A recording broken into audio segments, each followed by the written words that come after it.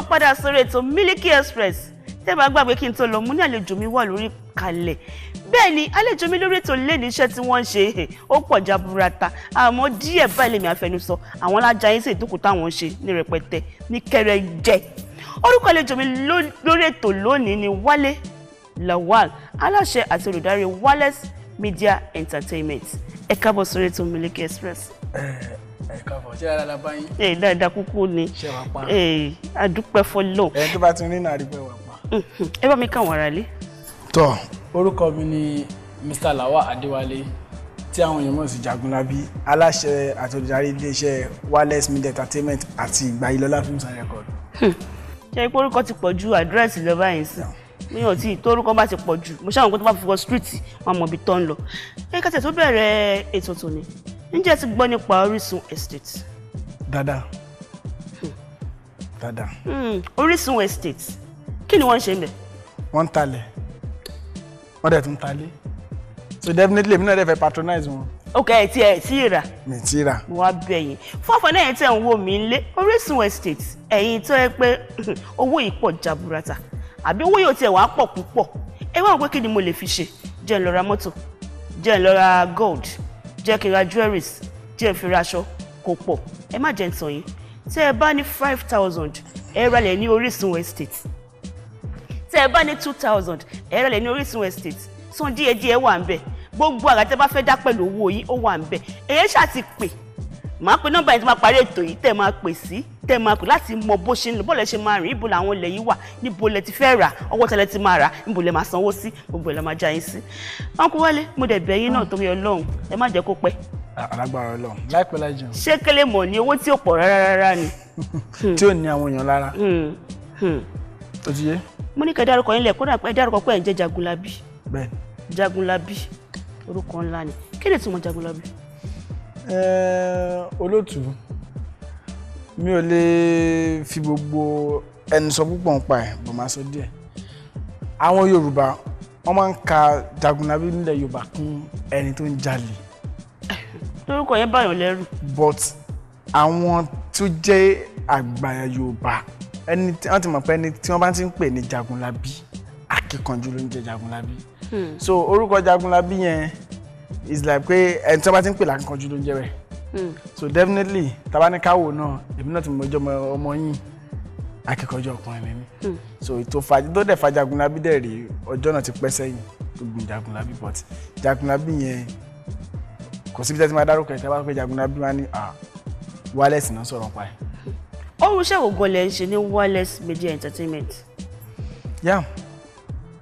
Iléeṣẹ́ Wales Media Entertainment ní tá à ń ṣe níbẹ̀ ó pín sí bí ọ̀nà bẹ́ẹ̀ bí mẹ́rin àbí márùn-ún but èyí tó ṣe kókó jù ń bẹ alákọ̀ọ́kọ́ tẹ́ bá gbogbo àwọn ní birthday àwọn onítíátà tó ń ṣe birthday ní Nàìjíríà lọ́jọ́ ìní kò wọn ò lè ṣe kí wọ́n máa tí wọ́n bá fẹ́ ṣe birthday wọn ò lè ṣe kí wọ́n máa gbà lè ṣe wà kọjá so àwa la máa ń celebrate wọn both their birthday party premiere of their movie on stage. Yorùbá Orísun ilé wa òyìnbó gbọ́dọ̀ pọ̀ jù.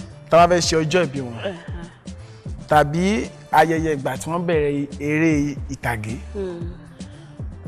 and then tá bá fẹ́ ṣe ìfilọ́lẹ̀ sinimá wọn so nǹkan mẹ́ta yẹn ló wà fún àwọn tí wọ́n ń ṣe tíátà but nǹkan bíi méjì tó kù ó wà fún àwọn corporate bodies bẹ́ẹ̀ àwọn olówó kankan wò pé òkè o wọ́n fẹ́ ṣí hòtẹ́ẹ̀lì ni o wọ́n fẹ́ ṣe wedding wọ́n fẹ́ ṣe anything wọ́n lè ránṣẹ́ kó wà gbogbo iṣẹ́ táwọn ṣe ní àdéhùn promote àwọn olórin so nǹkan tí Wales Media Entertainment wà all about nìyẹn so we are all about entertainment so ẹni tí wàá ti jẹ́ entertainment tẹ́ bá délé iṣẹ́ wa ẹ máa rí. Báwo lẹ́yìn ṣe tí ṣé ẹ̀kan tí wọ́n bá fẹ́ ṣe nǹkan báyìí wọ́n á sọ fún yín ẹ̀yin lẹ máa ta aṣọ ẹ̀yin lẹ máa ta tíkẹ́ẹ̀tì tó máa fi wọlé ẹ̀yin lẹ máa gbélére wa àbí àní sì sọ ṣé bó ṣe jẹ́ náà lè ṣe mo ṣe sọ yẹn. ẹ̀já náà ṣe ẹ̀kan rí nǹkan tí mo kàn lè sọ lórí níta ìbéèrè yẹn olóòtú ni pé ṣe rí ní ìgbà kan sẹ́yìn a máa lọ bá àwọn onítíátà nílé a máa lọ sọ fún wọn pé a fẹ́ celebrate wọn bọ́ nínú ọ̀rọ̀ àwọn Yorùbá wọn ní kò sí bí ọmọọṣẹ́ bó ṣe dè pẹ́ títí á padà dọ̀gá so definitely lẹ́yìn náà sìn àwọn tíátà náà ti ń pè wá pé ẹjọ́ ṣe lè celebrate wa ṣé wàá rí ọ̀rọ̀ tẹ bèrè olóòtú ni pé ṣé àwa la máa ń ta Ankara la ń ṣe gbá la ń ṣe àwọn ata tíkẹ́ẹ̀tì ṣe rí iṣẹ́ nǹkan tó simple ni tá bá ti jọ ní agreement tó solid láàrin àwọn àti ẹni tó fẹ́ ṣe nǹkan àwa la máa ń ta Ankara ní company wa àwa la máa ń gbé olórin bíi Paso Saheed Òṣùpá Wasiu Ayinde ni ó depend olórin tí celebrant wa tó bá fẹ́ so àdé máa ń bèèrè lọ́wọ́ wọn kó tó di pé a ṣe pé olórin wo lẹ fẹ́ ṣe get point mi so àwọn náà máa ń sọ olórin tí àwọn bá fẹ́ táwọn náà dẹ̀ máa ń tẹ̀lé ọ̀rọ̀ wọn so àwa la máa ń tàn kára máa ń pè olórin fún wọn la máa gba hall so àdé máa ní percentage wa so owó táwọn ẹ̀dẹ́gbà tí ó dẹ̀ nígbà ẹjọ́ ń rówó so àdé kì í jà so ẹ lè lọ testify sí dáadáa láwọn tá a ti ṣe fún kò sẹ́ni tó bá wa jà kò dẹ̀ sẹ́ni tó ṣépè fún mi rí ní gbogbo wọn. á dàbí pé yìí yá wọn lówó láti ṣe ẹ̀yin lẹ pelére ẹ̀yin lẹ taṣọ ẹ̀yin gángan lẹ ṣe nǹkan. ẹ mọ̀ pé nítorí ẹ̀ náà fi sọ pé àwa la package ọ̀rẹ́ power ẹ̀ so àwa máa ń package birthday fún àwa la the power ẹ̀ so definitely àwa la ní copyright. so àti tàwa ń kọ́ṣẹ́ yẹn náà lẹ́ ń ta ni àbí ẹ̀yin náà tún máa ń tà fáwọn kan àbẹ́yìn lẹ́ ń ta lẹ́yọ̀yọ̀.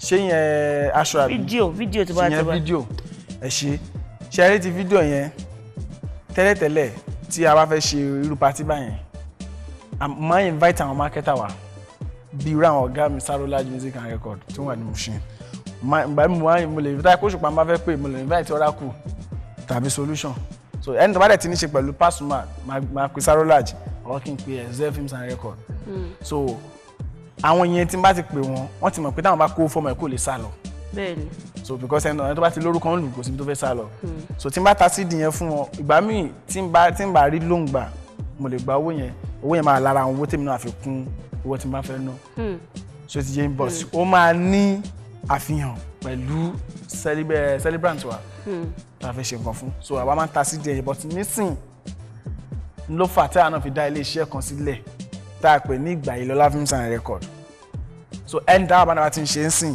Ìgbàyèlọ́lá films and record ló fẹ́ máa ta jáde so àwa náà ti fẹ́ kó nu oko ẹrú pé ká máa taṣẹ́ fún akẹ́kọ̀ọ́ fẹ́ máa jẹ gbogbo ẹ̀ fúnra yín. kì í ṣe bẹ́ẹ̀ olóòtú ṣe rí nǹkan tí kò yé àwọn ti lé ẹni tó package event gangan ló ṣe party kì í ṣe pé ẹni tó ṣe birthday gangan tó jó òun ló kọ́ ló ṣe nǹkan àwọn kan tí wọ́n package ẹ̀ tí wọ́n náwó sí nǹkan yẹn olóòtú tá a bá ṣe nǹkan gbàmí a máa ń short tá a lè rí owó rárá but ẹni tá a ṣe nǹkan fún wọn máa ná lówó so owó tó bá dẹ̀ ná yẹn láǹfààní àti fọwọ́kan máa kó yẹn lọ lè jágbà so tá a bá dẹ̀ ta CD yẹn before ọjọ́ party tó àti gbowó àti ta copyright yẹn so definitely àwọn máa short ó máa gain tó bá pa 1 million kò sọ̀rọ̀ fún wa mọ́ ibi a máa kàn wá lé.